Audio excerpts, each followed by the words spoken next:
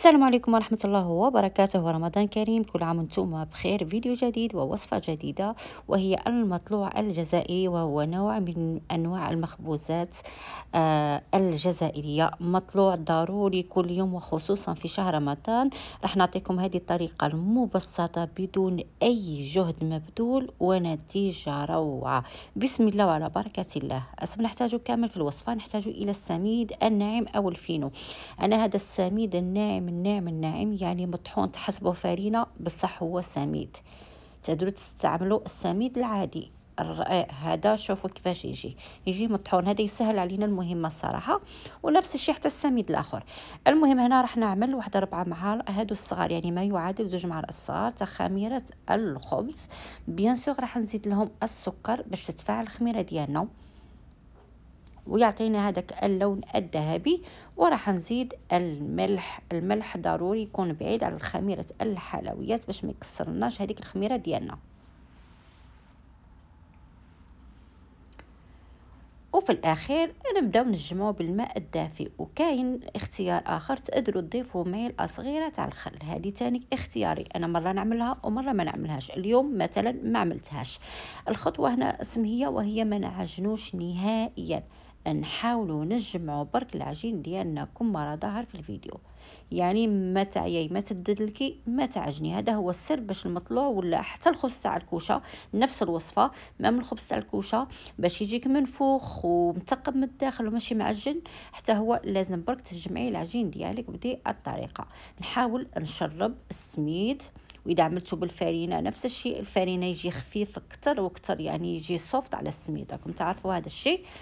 المهم نحاول هكذا نشرب وندخل هذاك الماء في السميد ولا في العجين ديالي حتى نتحصل على هذا القوام. شوفوا البنات يبدا يلصق لكم في يديكم، يعني ما تقدروش تشكلوا به كرات، يعني ماشي جاري وماشي قاصح. بدي الطريقه. عاد هنا نزيد واحد المعلقه هكذا كبيره تاع الزيت، ونحاول ندخل هذاك الزيت في العجينه ديالي.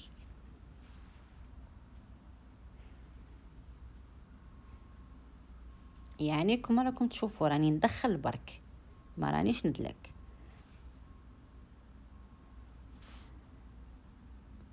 من بعد نبدا غير هكذا نطرب، يعني نضرب في داك العجينه ديالي بدي الطريقه واحده 3 4 مينيت ماكسيموم، يعني ما تزيدوش على 4 دقائق. ثم شوفوا يا هكذا حاجه خفيفه برك، يعني ماشي مده طويله، حاجه خفيفه غير هكا. نطرب هذاك العجين بدي الطريقه، يعني نحل فيه.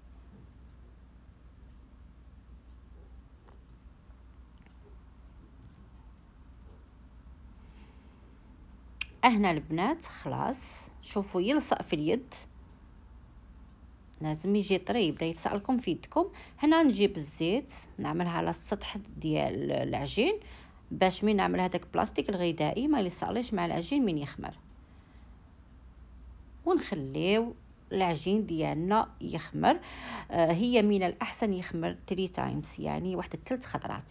لكن كما انا اليوم كنت مزروبه خليته مرتين، يعني يخمر ونكسروا الخمير، نعاود نرجعوه يخمر ونكسروا له الخميره. هنا خلاص راح نغطي عليه ونخليه يخمر للمرة الأولى.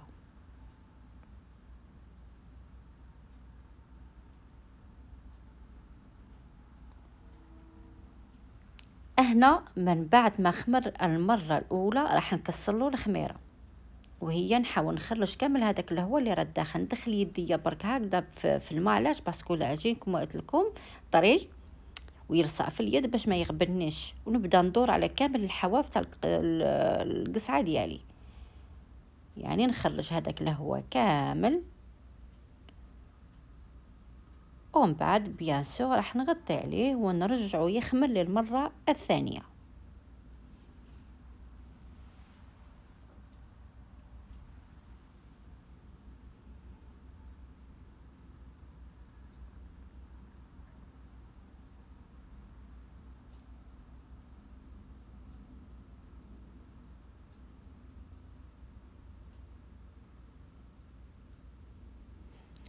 انا اليوم اكتفيت مرتين برك. خلاص هنا راح نبدا نقطع في الخبز ديالي. ما لازمش تخربوا في العجين، ما لازمش تكسروا له الخميره. كما راه تبداو تقطعوا، تحطوا حداكم شويه ما وتحطوا السميد الناعم، هذا هو الناعم العادي.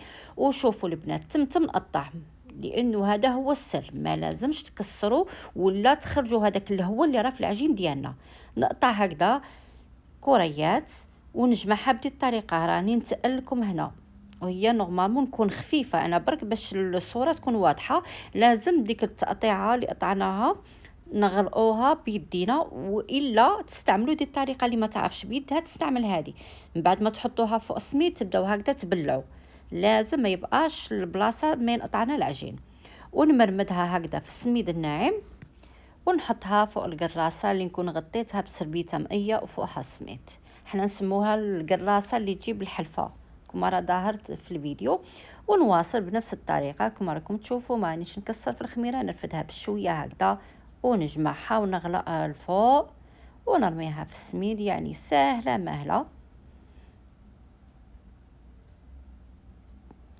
وحتى نكمل البنات الكريات كامل عاده باش نرجع لهم باش نقرصهم. كما راكم تشوفوا يعني لازم يريحوا هكذا هما هكذا بالسميد واحد هكذا، يعني حتى تكملوا كامل العجين ديالكم. بعد عاده نرجع لهم ونبدا نقرص فيهم بدي الطريقه. السمك يبقى اختياري، رقيق ولا متوسط، كل واحد كيفاش يحب المطلوع ديالو. انا اليوم عملت وحدين متوسطين ووحدين شويه رقاق. شوفوا البنات كيفاش راه يرجع. ضروري درك نعاود نخليهم يزيدوا يريحوا، نغطي عليهم واحد 5 مينيت، يعني تزيدوا لهم واحد 5 دقائق 6 دقائق على حسب درجه تاع المطبخ ديالكم. لازم يزيد عاود داك السمك اللي عملتوه تحسوه باللي طلع شويه، والخبزه ديالكم تحسوها باللي طلعت شويه انتفخت عاده باش نمشيو نطيبوها.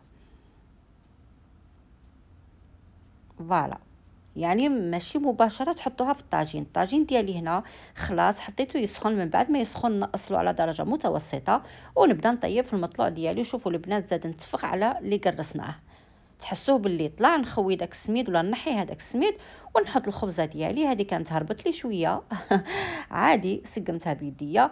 وهنا كذلك سر مهم، وهي ما تزيدوش تقرصوا. انا هنا شفتوني حطيت يديا مي ابوبخي غير من الفوق، ما نضغطش، يعني ما تضغطوش على الخبزه ديالكم، لانه اذا ضغطتوا راكم تكدسوا هذيك الخميره ديالكم والخبز ديالكم الداخل ما يجيش مطأب وما يجيش خفيف. هنا كذلك من يكون يطيب من الاحسن يطيب غير شويه وقلبوها. دوك تشوفوا الخبزه ديال الزوجه مي تحسوا بلي داك الطياب دخلها تقلبوها. شوفوا البنات، حاجه الاولى تبداو كل مره تدوروها بشويه بشويه، يعني تدوروها باش تجي طايبت لكم كامل على وجه واحد. ومن يدخل لها الطياب شويه نقلبها حتى من تعاود تطيب شويه نعاود نزيد نرجعها على الوجه الاول، يعني نبدا نطيب من ومن هكذا باش تجينا كما قلت لكم تجي ابطا لون واحد وتجي الداخل خفيفه ومهويه وماشي مكدس. الخبز ديالنا يجي البنات دوك تشوفوا من بعد يجي كي لقطن. وكما قلت لكم ملاحظه واحده اخرى، وهي ملي تحطوا خبز في الطاجين ما تضغطوش عليه بيدكم، يعني ما تقرصوهش في وسط في الطاجين. فوالا الهضره راحت. المهم هنا شوفوا الخبز ديالنا بعد ما قطعناه بوختو هذه الخبزه اللي اختاريتها لكم اللي تجي شويه غليظه. وشوفوا البنات كيفاش يجي، يعني تلعبي به كما تحبي. بوختو هذا تاع السميد.